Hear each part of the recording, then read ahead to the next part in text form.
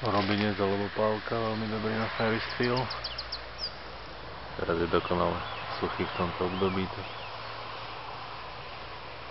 je ho dosť veľa v takých mokradiach väčšinou.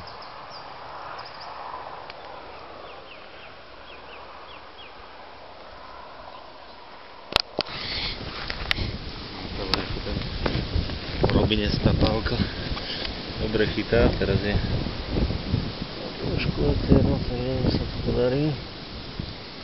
Horí to veľmi rýchlo, tak treba mať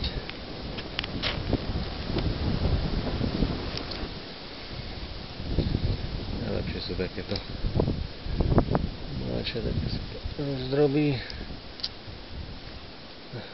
Fúkavo.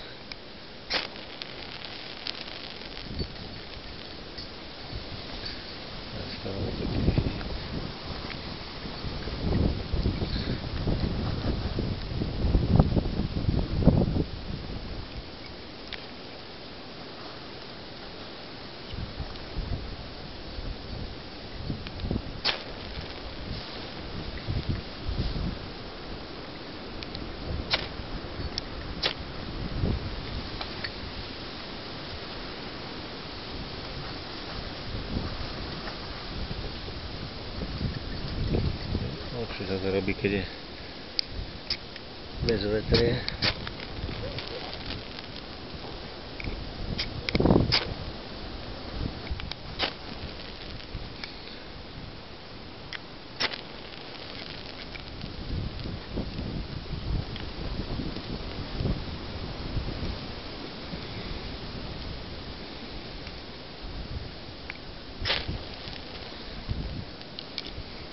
Robinec má jednu veľkú výhodu.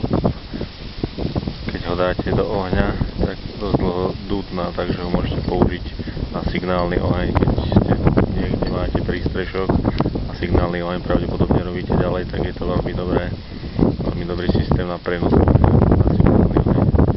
Dosť dlho to dútna, ľahko sa to zapáli a ľahko rozfúka do ohňa, takže je to ďalšia výhoda robinca alebo pálky. Teraz tu vyfúkuje stále pekne dutná. Môžete prejsť 500 metrov, zapálite signálny oheň.